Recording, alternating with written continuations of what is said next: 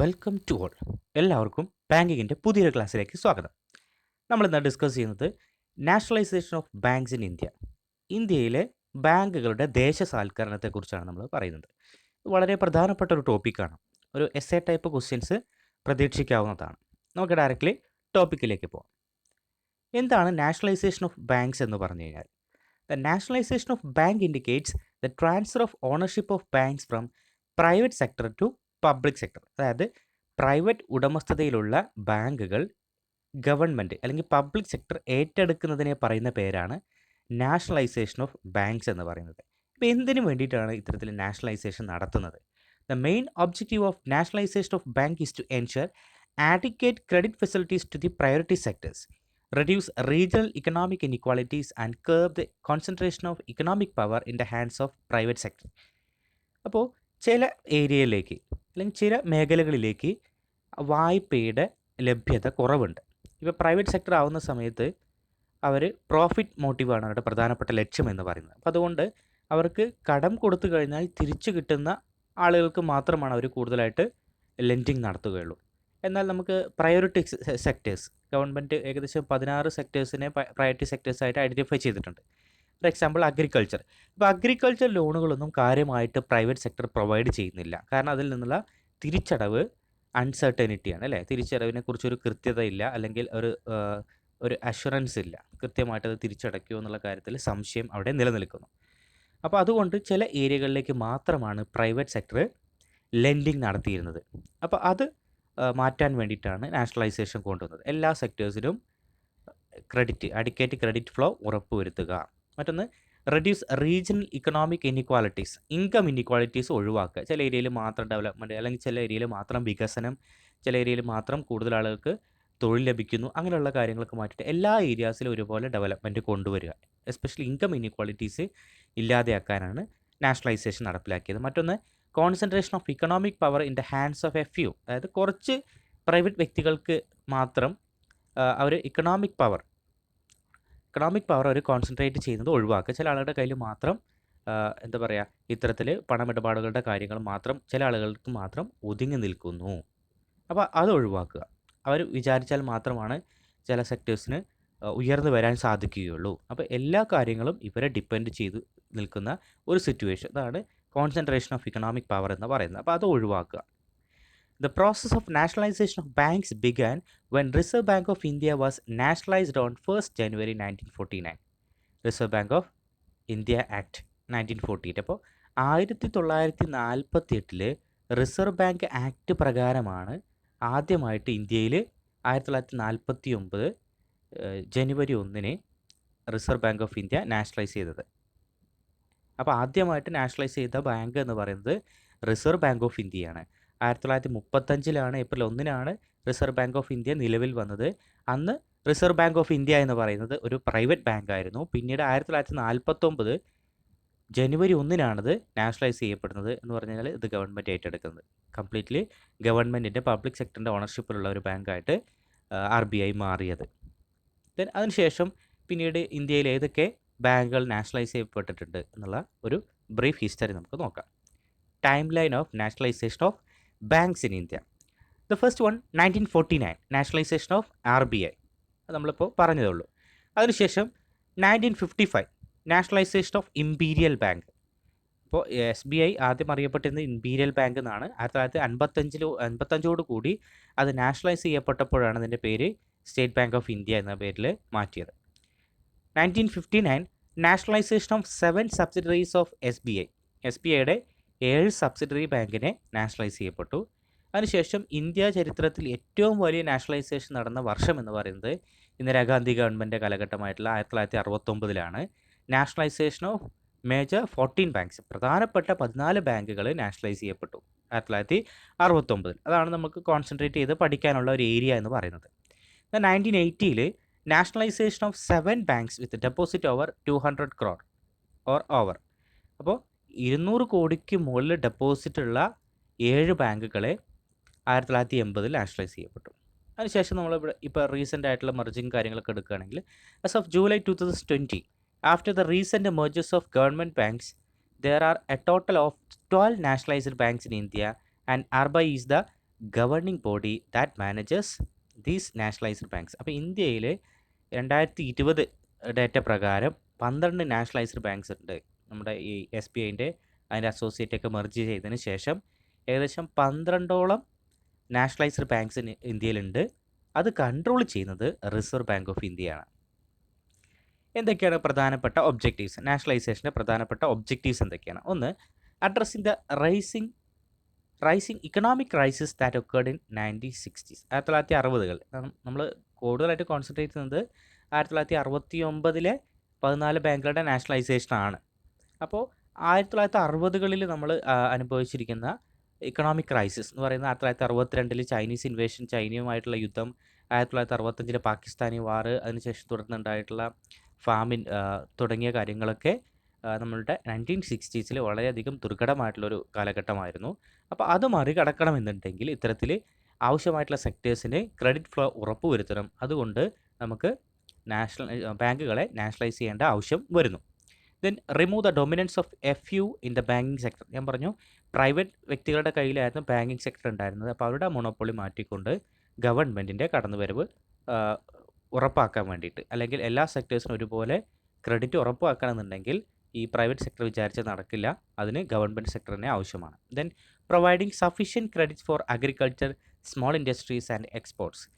അപ്പോൾ അഗ്രികൾച്ചർ സെക്ടറിനും അതുപോലെ തന്നെ സ്മോൾ ഇൻഡസ്ട്രീസിനും എക്സ്പോർട്ടേഴ്സിനൊക്കെ ആവശ്യമായിട്ടുള്ള സപ്പോർട്ട് കൊടുക്കാൻ വേണ്ടിയിട്ട്. ഇപ്പോൾ സ്മോൾ ഇൻഡസ്ട്രീസ് എന്ന് പറയുമ്പോൾ സ്മോൾ സ്കെയിൽ MSME നമ്മൾ പറയാറുണ്ട്. Micro small medium enterprises. ഇന്ത്യൻ ഇക്കോണമിയിൽ ഏറ്റവും പ്രധാനപ്പെട്ട റോള് വഹിക്കുന്ന ഒരു സെക്ടറാണ് മൈക്രോ സ്മോൾ മീഡിയം എൻ്റർപ്രൈസസ് എന്ന് പറയുന്നത്. ഏകദേശം 10-11 കോടിയോളം ആളുകൾക്ക് ജോലി കൊടുക്കുന്നുണ്ട്. 10-40% എക്സ്പോർട്ടിൻ്റെ കോൺട്രിബ്യൂഷൻ വരുന്നത് മൈക്രോ സ്മോൾ മീഡിയം എൻ്റർപ്രൈസസിലാണ്. മാത്രമല്ല നമ്മുടെ ഈ COVID-19 ഭാഗമായിട്ട് ഗവൺമെൻറ് അനൗൺസ് ചെയ്തിട്ടുള്ള ഫിസിക്കൽ സ്റ്റിമുലസ് പാക്കേജിനകത്ത് പോലും ഏറ്റവും കൂടുതൽ പ്രാധാന്യം കൊടുത്തിരിക്കുന്നത് മൈക്രോ സ്മോൾ മീഡിയം എൻ്റർപ്രൈസസ് ആണ്. ആത്മനിർഭർ ഭാരത് അഭിയാനിൽ ഏറ്റവും കൂടുതൽ പ്രാധാന്യം കൊടുത്തിരിക്കുന്നതും ഏറ്റവും കൂടുതൽ പ്രൊവിഷൻസ് കൊണ്ടുവന്നിരിക്കുന്നതും MSMEസിന് വേണ്ടിയിട്ടാണ്. അപ്പോൾ അത് വളരെയധികം പ്രധാനപ്പെട്ടതാണ്. അപ്പോൾ അത്തരം സെക്ടേഴ്സിന് ആവശ്യമായിട്ടുള്ള ക്രെഡിറ്റ് ഫ്ലോ ഉറപ്പുവരുത്തുക.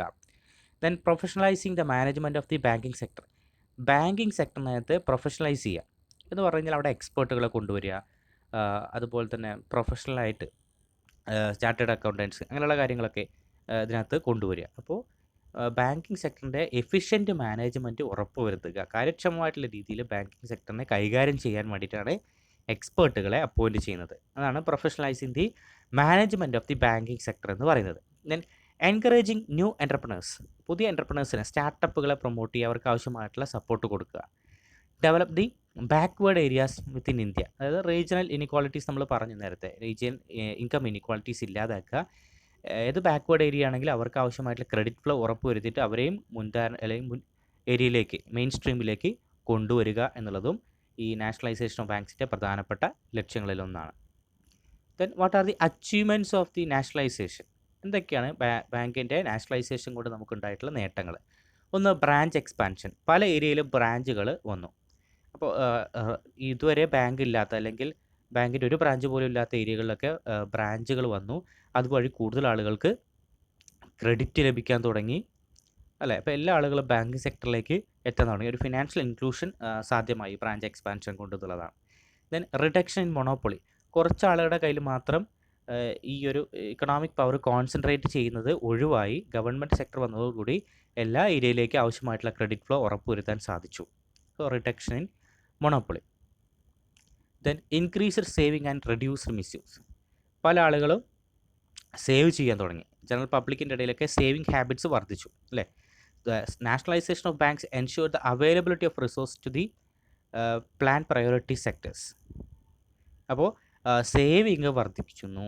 കൂടുതൽ ആളുകൾക്ക് അട്രാക്റ്റീവ് ആയിട്ടുള്ള ഇൻട്രസ്റ്റ് റേറ്റ് കൊടുക്കുന്നതുകൊണ്ട് സേവിങ് വർദ്ധിക്കുന്നു. സേവിങ് വർദ്ധിച്ചു കഴിഞ്ഞാൽ ബാങ്കിൻ്റെ കയ്യിലുള്ള ഡെപ്പോസിറ്റ് വർദ്ധിക്കുന്നു. ആ ബാങ്കിൻ്റെ കയ്യിലെ ഡെപ്പോസിറ്റ് വർദ്ധിച്ചു കഴിഞ്ഞാൽ പ്രയോറിറ്റി സെക്ടേഴ്സിന് ലെൻഡ് ചെയ്യാൻ സാധിക്കുന്നു എന്നുള്ളതാണ്. Then greater mobilisation of deposits. The public sector banks opened branches in rural areas wear the private sector has failed. Because of such rapid branch expansion, the government was able to mobilize rural savings. അതായത് പല ഏരിയയിലും private sector ബാങ്കുകൾ ബ്രാഞ്ചുകൾ open ചെയ്തിട്ട് success ആവാതെ പോയിട്ടുണ്ട്. പക്ഷേ ആ ഏരിയയിലൊക്കെ ഈ ഗവൺമെൻറ് സെക്ടറിൽ അല്ലെങ്കിൽ പബ്ലിക് സെക്ടർ ബാങ്കുകൾ ബ്രാഞ്ചുകൾ ഓപ്പൺ ചെയ്യുകയും അതിനനുസരിച്ച് അവിടെ എഫിഷ്യൻറ്റ് മാനേജ്മെൻറ്റ് നടത്തിയിട്ട് റൂറൽ ഏരിയയിലെ സേവിങ്ങിനെ അട്രാക്റ്റ് ചെയ്യുന്നു, ഡെപ്പോസിറ്റിനെ അട്രാക്റ്റ് ചെയ്യുന്നു അല്ലേ. Attractive rate of interest offer ചെയ്തുകൊണ്ട് റൂറൽ ഏരിയയിലെ സേവിങ്സിനെ മൊബിലൈസ് ചെയ്യാനും അതിനെ ചാനലൈസ് ചെയ്യാനും ഈ ഒരു പബ്ലിക് സെക്ടർ ബാങ്കുകൾക്ക് സാധിച്ചു എന്നുള്ളതാണ് പറയുന്നത്. Then development of priority sectors. Priority സെക്ടേഴ്സിന് ഒരുപാട് ക്രെഡിറ്റ് ഫ്ലോ കിട്ടി. ഞാൻ പറഞ്ഞു എഡ്യൂക്കേഷൻ ആണെങ്കിലും അഗ്രികൾച്ചർ ആണെങ്കിലും ഒരുപാട് ഏരിയാസിനെ നമ്മൾ പ്രയോറിറ്റി സെക്ടർ ലെൻഡിങ്ങിൽ ഉൾപ്പെടുത്തിയിട്ടുണ്ട്. അത്തരം സെക്ടേഴ്സിനൊക്കെ ആവശ്യമായിട്ടുള്ള വായ്പകൾ ലഭ്യമാക്കുകയും അതിൻ്റെ വളർച്ചയെ അത് സഹായിക്കുകയും ചെയ്തിട്ടുണ്ട്. An important change after the nationalisation of banks is the expansion of advances to the priority sectors. To achieve this, the banks formulated various schemes to provide credit to the small borrowers in the priority sectors like agriculture, small scale industry, road and water transport, retail trade and small business. ഇവർക്കൊക്കെ ആവശ്യമായിട്ടുള്ള credit ഉറപ്പുവരുത്തി അതിനായിട്ട് പുതിയ പുതിയ സ്കീമുകളൊക്കെ കൊണ്ടുവന്നു എന്നുള്ളതാണ് പറയുന്നത്.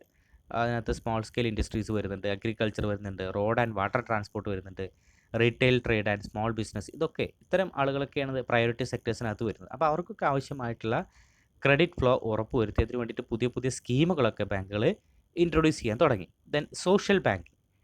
Social banking എന്ന് പറഞ്ഞാൽ commercial banks especially the nationalised banks have participated in the poverty alleviation programme launched by the government ഒരുപാട് പോവർട്ടി അലിവേഷൻ പ്രോഗ്രാംസ് ഒക്കെ നടപ്പിലാക്കുന്നുണ്ട്, സ്കീമുകൾ ഇംപ്ലിമെൻറ്റ് ചെയ്ത്. അപ്പോൾ അതിലൊക്കെ ഫണ്ടിങ് കൊടുക്കാൻ ബാങ്കുകൾ തയ്യാറായി എന്നുള്ളതാണ് പറയുന്നത്. പോവർട്ടി അലിവേഷൻ ഗവൺമെൻറ് പ്രഖ്യാപിതമായിട്ടുള്ള പോവർട്ടി അലിവേഷൻ പ്രോഗ്രാംസിലൊക്കെ ബാങ്കുകളും പങ്കാളികളായി അതിനാവശ്യമായിട്ടുള്ള ഫണ്ടിങ് ബാങ്കുകൾ കൊടുത്തു എന്നുള്ളതാണ് മറ്റൊരു പ്രധാനപ്പെട്ട point.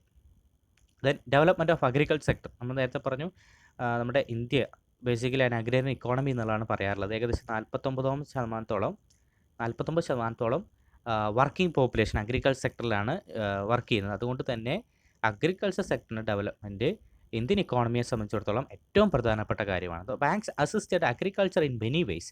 It provided increased finance to agriculture. This help to reduce the exploitation of farmers by money lenders. അപ്പോൾ ഈ പ്രൈവറ്റ് ബാങ്കുകളൊക്കെ ആയിരുന്ന സമയത്ത് ഒരുപാട് പേപ്പർ വർക്കുകൾ ഉണ്ടായിരുന്നു. അഗ്രികൾച്ചർ സെക്ടറിന് ലോൺ കിട്ടാൻ വളരെയധികം ബുദ്ധിമുട്ടായിരുന്നു. അപ്പോൾ അതുകൊണ്ട് അവർ കാര്യമായിട്ട് ആശ്രയിച്ചിരുന്നത് ഇൻഡിജീനിയസ് മണി ലെൻഡേഴ്സിനെയാണ്. അപ്പോൾ മണി ലെൻഡേഴ്സ് അവരുടെ കയ്യിൽ നിന്ന് കൂടുതൽ പണം വാങ്ങിക്കുകയും അവരുടെ വിളവിൻ്റെ ഭൂരിഭാഗം കൊണ്ടുപോവുകയും ചെയ്യും അല്ല, ഒരു സെക്യൂരിറ്റി ഇല്ലാതെ ലോൺ കൊടുക്കുന്നു എന്നുള്ളതാണ് ഇൻഡിജിനസ് മണി ലെൻഡേഴ്സിൻ്റെ പ്രത്യേകത. എന്നാൽ അവർ മാക്സിമം അഗ്രികൾച്ചർ ലേബേഴ്സിനെ എക്സ്പ്ലോയിറ്റ് ചെയ്യുന്നു എന്നുള്ളതായിരുന്നു. എന്നാൽ ഈ അഗ്രികൾച്ചർ സെക്ടറിനകത്ത് കൂടുതൽ ലോൺ കൊടുക്കാൻ തുടങ്ങി നാഷണലൈസേഷന് ശേഷം. അതിനുശേഷം നമുക്ക് നബാർഡൊക്കെ വന്നിട്ടുണ്ടായിരുന്നു. നബാർഡൊക്കെ 1982 സെറ്റ് ചെയ്തു. ഇപ്പോൾ നബാർഡാണ് ഇന്ത്യയിലെ അഗ്രികൾച്ചർ ബാങ്കിൻ്റെ അപ്പെക്സ് ബോഡി എന്ന് പറയുന്നത്. ഒരുപാട് ഡെവലപ്മെൻറ്റ് ബാങ്ക്സുകളും റീജിയണൽ റൂറൽ ബാങ്ക്സുകളൊക്കെ ഇപ്പോൾ അഗ്രികൾച്ചർ സെക്ടറിന് ആവശ്യമായിട്ടുള്ള സപ്പോർട്ട് കൊടുക്കുന്നുണ്ട്. കൂടാതെ ക്രോപ്പ് ഇൻഷുറൻസ് പോലുള്ള ഒരുപാട് പദ്ധതികൾ അഗ്രികൾച്ചർ സെക്ടറിന് വേണ്ടിയിട്ട് മാത്രം മാറ്റിവെച്ചിട്ടുണ്ട്. അപ്പോൾ ഡെവലപ്മെൻറ്റ് ഓഫ് അഗ്രികൾച്ചർ സെക്ടറിൻ്റെ ഡെവലപ്മെൻറ്റ് സാധ്യമായി എന്നുള്ളതാണ് മറ്റൊരു പ്രധാനപ്പെട്ട നാഷണലൈസേഷൻ കൊണ്ടുണ്ടായ ഒരു ബെനിഫിറ്റ് എന്ന് പറയുന്നത്. മറ്റൊന്ന് ബാലൻസ്ഡ് റീജിയണൽ ഡെവലപ്മെൻറ്റ്. എല്ലാ ഏരിയയിലും ഒരേപോലെ വികസനം സാധ്യമാക്കാൻ സാധിച്ചു. ബാക്ക്വേർഡ് ഏരിയയിലെ നമ്മൾ നേരത്തെ പറഞ്ഞ പോലെ മെയിൻ സ്ട്രീമിലേക്ക് കൊണ്ടുവരാൻ സാധിച്ചു എന്നുള്ളതാണ് മറ്റൊരു പ്രധാനപ്പെട്ട മെറിറ്റ് എന്ന് പറയുന്നത്. Then greater control by reserve bank. Reserve ബാങ്കിന് ഒരു ഗ്രേറ്റർ കൺട്രോൾ ലഭിച്ചു. റിസർവ് ബാങ്കിൻ്റെ കീഴിലാണ് ബാക്കി എല്ലാ ബാങ്കുകളും വരുന്നത്. അപ്പോൾ റിസർവ് ബാങ്കിനെ കൺട്രോൾ ചെയ്യാനൊക്കെ വളരെ എളുപ്പമായി. ഗ്രേറ്റർ സ്റ്റെബിലിറ്റി ഓഫ് ബാങ്കിങ് സ്ട്രക്ചറിനൊരു സ്റ്റെബിലിറ്റി ലഭിച്ചു എന്നുള്ളതാണ് പറയുന്നത്. Nationalised banks led to more confidence in the customers about the safety of their deposits. അപ്പോൾ ആളുകൾക്ക് ഇത് നാഷണലൈസ്ഡ് ബാങ്ക്സ് ആയതുകൊണ്ട് തന്നെ ഗവൺമെൻറ്റിൻ്റെ ഉടമസ്ഥതയിലുള്ള ബാങ്ക് ആയതുകൊണ്ട് തന്നെ അവിടെ കൊണ്ടുപോയി ഡെപ്പോസിറ്റ് ചെയ്യുമ്പോൾ അവരുടെ മൈൻഡിൽ പബ്ലിക് കോൺഫിഡൻസ് വർദ്ധിക്കുന്നു. Besides this the planned development of the nationalised banks imparted greater stability in the banking structure. അപ്പോൾ ബാങ്കിങ് സ്ട്രക്ചറിന് ഒരു സ്റ്റെബിലിറ്റി ലഭിക്കണം. കൂടുതൽ ആളുകൾ എപ്പോഴും അവിടെ ഡെപ്പോസിറ്റ് വരുന്നു, അവിടെ ഒരു സ്മൂത്ത് ഫങ്ഷനിങ് സാധ്യമാകുന്നു. അതുകൊണ്ട് ബാങ്കിങ് സ്ട്രക്ചറിന് ഒരു സ്റ്റെബിലിറ്റി ലഭിക്കുന്നു എന്നുള്ളതാണ് പറയുന്നത്. അപ്പോൾ ആളുകൾക്ക് ബാങ്കിലുള്ള വിശ്വാസം വർദ്ധിക്കുന്നതുകൊണ്ട് തന്നെ അവിടെ സ്റ്റെബിലിറ്റി നിലനിൽക്കുന്നു എന്നുള്ളതാണ് പറയുന്നത്. Then what are the criticism. ഇങ്ങനെയൊക്കെ ബെനിഫിറ്റുകൾ ഉണ്ട് എങ്കിലും ഒരുപാട് ക്രിറ്റിസിസം ഉണ്ട്. ഇതിന് ഒരുപാട് വിമർശനങ്ങൾ നേരിടേണ്ടി വന്നിട്ടുണ്ട്. എന്തൊക്കെയാണത്? ഒന്ന്, ഫെയിൽഡ് ഇൻ ഒബ്ജക്റ്റീവ്സ്. അപ്പോൾ ലോക്സഭയിലെ എസ്റ്റിമേറ്റ് കമ്മിറ്റി വിലയിരുത്തുന്നത് എന്താണ്? അതിൻ്റെ പല പ്രഖ്യാപിതമായിട്ടുള്ള ലക്ഷ്യങ്ങളും ഒബ്ജക്റ്റീവ്സും നേടിയെടുക്കുന്നത് ഇത് പരാജയപ്പെട്ടു എന്ന് പറയുന്നത്. For example, removing regional disparities through the developing bank facilities in backward ഏരിയാസിൽ ഒരുപാട് ബാങ്ക് സെറ്റപ്പ് നടത്താൻ സാധിച്ചിട്ടില്ല. അതുപോലെ തന്നെ അവിടുത്തെ ഇൻകം ഡിസ്പാരിറ്റീസ് ഒഴിവാക്കാൻ സാധിച്ചിട്ടില്ല എന്നുള്ളതാണ് പറയുന്നത്. മറ്റൊന്ന് insufficient help to priority sectors. Priority സെക്ടേഴ്സിനെ ഹെൽപ്പ് ചെയ്യുക എന്നുള്ളത് കൊണ്ടാണ് ഇപ്പോൾ നമ്മൾ നാഷണലൈസേഷൻ നടപ്പിലാക്കി. അതിൻ്റെ ഒരു പ്രധാനപ്പെട്ട ഒബ്ജക്റ്റീവ് അതായിരുന്നു. എന്നാൽ അത് കൃത്യമായിട്ടുള്ള രീതിയിൽ നടപ്പിലായിട്ടില്ല എന്നുള്ളതാണ് മറ്റൊരു criticism. In spite of much increase in the loans advances to priority sectors, the total help is not sufficient for the large size of the sectors. ഞാൻ പറഞ്ഞല്ലോ 49% വർക്കിംഗ് പോപ്പുലേഷൻ എൻഗേജ് ചെയ്തിരിക്കുന്ന അഗ്രികൾച്ചർ സെക്ടറിലാണ്. അപ്പോൾ അത്രയും ആളുകൾക്കുള്ള സപ്പോർട്ടായിട്ടുള്ള ഒരു വലിയ എമൗണ്ട് ഒന്നും ഇവിടെ നിന്ന് നീക്കി വയ്ക്കപ്പെട്ടിട്ടില്ല. ചെറിയ എമൗണ്ടൊക്കെ നീക്കി വയ്ക്കപ്പെട്ടിട്ടുണ്ട് എങ്കിലും വലിയ എമൗണ്ട്, വലിയൊരു ലാർജ് സൈസുള്ള ഈ സെക്ടർസിനെ സപ്പോർട്ട് ചെയ്യാൻ ആവശ്യമായിട്ടുള്ള എമൗണ്ട് ഒന്നും ഇവിടുന്ന് മാറ്റിവെക്കപ്പെട്ടിട്ടില്ല. The rate of increase in the advances to priority sectors which was rapid in the initial years of post nationalisation period has slow down in the later years. ആദ്യമൊക്കെ വലിയ രീതിയിൽ ഇവർക്ക് സപ്പോർട്ട് കൊടുത്തിരുന്നു എങ്കിലും പിന്നീട് അത്രത്തോളം വലിയൊരു സപ്പോർട്ട് ഈ പ്രയോറിറ്റി സെക്ടേഴ്സിന് ലഭിച്ചിട്ടില്ല എന്നുള്ളതാണ് കാണാൻ സാധിക്കുന്നത്. Then inadequate facilities in rural areas. Rural ഏരിയാസിൽ കാര്യമായിട്ടുള്ള ഫെസിലിറ്റീസ് അല്ലെങ്കിൽ ബ്രാഞ്ചുകളൊന്നും എക്സ്പാൻഡ് ചെയ്തിട്ടില്ല എന്നുള്ളതാണ്. No doubt much progress has been made in the expanding bank branches in respect of bank expansion, deposit mobilisation and credit expansion in rural areas. But it is not adequate. അവിടെ ചെയ്തിട്ടുണ്ട് എങ്കിൽ അത് adequate അല്ല എന്നാണ് പറയുന്നത്. Rural ഏരിയയിൽ ഒരുപാട് ബ്രാഞ്ചുകൾ കൊണ്ടുവന്നിട്ടുണ്ട്, അവിടെ ഡെപ്പോസിറ്റ് മൊബിലൈസേഷനൊക്കെ ശ്രമിച്ചിട്ടുണ്ട് എങ്കിലും നമ്മളത് മെറിറ്റിന് പറഞ്ഞതാണ്, ബെനിഫിറ്റിനകത്ത് പറഞ്ഞതാണ്. എങ്കിലും അത് ആഡിക്വേറ്റ് അല്ല, മതിയായ രീതിയിലുള്ള ഒരു മൊബിലൈസേഷൻ ഒന്നും നടന്നിട്ടില്ല, അവിടെ ബ്രാഞ്ച് എക്സ്പാൻഷൻ നടന്നിട്ടില്ല എന്ന് പറയുന്നത്. It is not adequate to meet the financial needs of the population living in the rural areas. Then regional imbalances. Though the overall expansion in the bank branches has been taken place in the country, their expansion is not equitably distributed among the different states. According to the Reserve Bank's reports, about half of the banking institutions concentrate in the two regions, that is southern and western region. അപ്പോൾ എല്ലാ ഏരിയയിലും ഒരുപോലെ വികസനം സാധ്യമാക്കണം എന്നുള്ളതായിരുന്നു ഒരു പ്രധാനപ്പെട്ട objective എന്ന് പറയുന്നത്. അപ്പോൾ എല്ലാ ഏരിയയിലും ബാങ്കുകൾ സെറ്റപ്പ് ചെയ്യുക, ബ്രാഞ്ചുകൾ സെറ്റപ്പ് ചെയ്യുക, അതിനാവശ്യമായിട്ടുള്ള ഫണ്ടുകൾ മൊബിലൈസ് ചെയ്യുക, ചാനലൈസ് ചെയ്യുക എന്നുള്ളതൊക്കെയായിരുന്നു പ്രധാനപ്പെട്ട ലക്ഷ്യങ്ങൾ. എന്നാൽ RBIയുടെ റിപ്പോർട്ട് പ്രകാരം ചില ഏരിയകളിൽ മാത്രമാണ് അതിൻ്റെ ബ്രാഞ്ചുകളൊക്കെ ഒതുങ്ങിക്കൂടുന്നത് എന്നുള്ളതാണ് പറയുന്നത്. എസ്പെഷ്യലി സദേൺ ഏരിയയിലും വെസ്റ്റേൺ ഏരിയയിലും മാത്രമാണ് കൂടുതലായിട്ട് ബാങ്കുകളും ബ്രാഞ്ചുകളൊക്കെ ഉള്ളത്. എന്നാൽ മറ്റു ഏരിയയിലെ അത് അവഗണിക്കപ്പെടുന്നു എന്നുള്ളതാണ് RBIൻ്റെ റിപ്പോർട്ടിനകത്ത് കാണിക്കുന്നത്. അതുകൊണ്ട് ഒരു റീജിയണൽ ഇംബാലൻസസ് ഉണ്ട് എന്ന് പറഞ്ഞാൽ ചില ഏരിയയിൽ മാത്രം കൂടുതൽ ഡെവലപ്മെൻറ്റും ചില ഏരിയയിൽ കുറച്ച് ഡെവലപ്മെൻറ്റും, റീജിയണൽ imbalances എന്ന് പറയുന്നത്. Then insufficient deposit mobilization. Despite good progress on the deposit mobilization front, much remains to be done. Deposit mobilization by the public sector bank has been about 16 to 17% per annum since nationalization. On the other hand, it has been found that the foreign banks and the smaller private banks have received much greater increase in the deposit. അപ്പോൾ deposit attract ചെയ്യുന്നതിൽ നമ്മുടെ public sector bank കുറച്ച് പുറകിലേക്ക് പോയി എന്നുള്ളതാണ്. 16-17% മാത്രമാണ് deposit mobilisation സാധ്യമായിട്ടുള്ളത്. എന്നാൽ private sector ബാങ്കുകളൊക്കെ 40-45% വരെ അതിൽ മുകളിലും ഡെപ്പോസിറ്റ് സ്വീകരിക്കുന്നതിൽ വിജയിച്ചിട്ടുണ്ട്. അപ്പോൾ അത്രത്തോളം അട്രാക്റ്റ് ചെയ്യാൻ സാധിച്ചിട്ടില്ല എന്നുള്ളതാണ് പറയുന്നത്. മറ്റൊന്ന് low profitability. A major defect of banking after nationalisation is that nationalised banks are either operating under losses or experiencing falling dividends. The profits of the commercial banks, which were quite high during 50s and 60s, have declined considerably in the post-nationalized period. അപ്പോൾ ഈ nationalised ബാങ്ക്സിൻ്റെ profit താഴേക്ക് പോയി എന്നുള്ളതാണ്. നമ്മൾ കാര്യമായിട്ടും കൊടുത്തിരുന്നത് priority സെക്ടേഴ്സിനൊക്കെയാണ്. അപ്പോൾ അതിൻ്റെ തിരിച്ചടവ് കാര്യങ്ങളൊക്കെ വളരെയധികം ബുദ്ധിമുട്ടിലാണ്. മാത്രമല്ല അതിൻ്റെ ഷെയറിൻ്റെ വാല്യൂ അല്ലെങ്കിൽ ഡിവിഡൻറ്റുകളൊക്കെ താഴെ പോകാൻ തുടങ്ങി. അന്ന് കിട്ടുന്ന ലാഭം, ഷെയറിന് കിട്ടുന്ന ലാഭത്തിന് നമ്മൾ ഡിവിഡൻറ്റ് എന്ന് പറയുന്നത്. അപ്പോൾ ഡിവിഡൻറ്റൊക്കെ താഴേക്ക് പോകാൻ തുടങ്ങി. അപ്പോൾ ഇനീഷ്യൽ സ്റ്റേജസിൽ ഒരു പ്രോഫിറ്റ് കാണിച്ചു എങ്കിലും പിന്നീട് അത് ഡിക്ലൈൻ ചെയ്ത് പോവുകയാണ് ഉണ്ടായതെന്നുള്ളതാണ് പറയുന്നത്. Then low efficiency. വളരെ എഫിഷ്യൻസി കൊണ്ടുവരിക, ഇവിടെ എക്സ്പെർട്ടൈസ് ചെയ്യുക അല്ലെങ്കിൽ പ്രൊഫഷണലൈസ് ചെയ്യുക എന്നുള്ളതൊക്കെയാണ് ഇതിൻ്റെ പ്രധാനപ്പെട്ട ലക്ഷ്യമെന്ന് പറയുന്നത്. എന്നാൽ ഇവിടെ അത്രത്തോളം പ്രൊഫഷണലിസം വന്നില്ല എന്നുള്ളതാണ് പറയുന്നത്. Nationalisation has created a bureaucratic attitude in the functioning of the banking system, lack of responsibility and initiative, red tapism, inordinate delays or common features of nationalized banks. As a consequence, the efficiency of these banks has reduced. അപ്പോൾ responsibility ഇല്ലായ്മ, ഉത്തരവാദിത്തമില്ലായ്മ, അതുപോലെ തന്നെ red ടാപ്പിസം എന്ന് പറഞ്ഞു കഴിഞ്ഞാൽ ലോണുകളൊക്കെ sanction ചെയ്യാൻ ഒരുപാട് സമയമെടുക്കുന്നു, ഒരുപാട് ഡിലേ വരുന്നു. അങ്ങനെയുള്ള ഡിലേ ഒക്കെ വരുത്തുന്നത് കൊണ്ട് തന്നെ ബാങ്കുകളുടെ എഫിഷ്യൻസിയെ ക്വസ്റ്റ്യൻ ചെയ്യുന്നു. എഫിഷ്യൻസി വളരെയധികം മോശമാണ് എന്ന രീതിയിലാണ് പറയുന്നത്.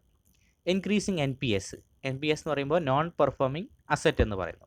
NPA എന്ന് പറയുമ്പോൾ ഒരു കൺസ്യൂമർ ലോണിൻ്റെ കേസിലാണെങ്കിൽ ഒരാൾ ലോൺ എടുത്ത് 90 ദിവസത്തിന് ശേഷം ഒരു അടവും അതിലേക്ക് തിരിച്ചു വന്നിട്ടില്ല എങ്കിൽ നമ്മൾ അതിനെ എന്ത് പറയും? അത്തരം ലോണുകൾ നമ്മൾ നോൺ പെർഫോമിംഗ് അസറ്റ് എന്ന പേരിൽ പറയുന്നു. അഗ്രികൾച്ചർ സീസൺ ആണെങ്കിൽ അഗ്രികൾച്ചർ സെക്ടറിന് കൊടുക്കുന്ന ലോണാണ് എങ്കിൽ ഏകദേശം 150 ദിവസത്തിന് ശേഷമാണ് നമ്മളതിനെ NPA ആയിട്ട് ക്ലാസിഫൈ ചെയ്യുക.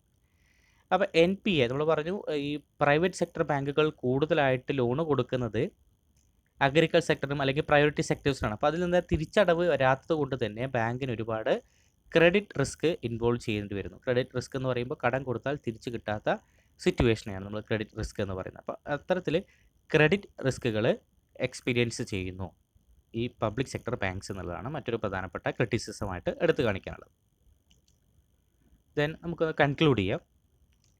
അപ്പോൾ നാഷണലൈസേഷൻ വളരെയധികം ബെനിഫിറ്റ് ഉണ്ടാക്കിയിട്ടുണ്ട്, നമ്മുടെ ഇക്കോണമിക്കകത്ത് ഒരുപാട് ബെനിഫിറ്റുകൾ ഉണ്ടാക്കിയിട്ടുണ്ട്. എങ്കിലും അതിൻ്റെ ഇന്നെഫിഷ്യൻസീസ്, ബാങ്കിങ് സെക്ടറിൽ ഉണ്ടാകുന്ന ഇന്നെഫിഷ്യൻസീസ്, അതിൻ്റെ പ്രോഫിറ്റബിലിറ്റി കാര്യങ്ങളൊക്കെ കുറച്ചിട്ടുണ്ട്. So what is needed is providing more autonomy to banks with a vigilance body on all the top executives of major banks. Otherwise failure of many banks is near by.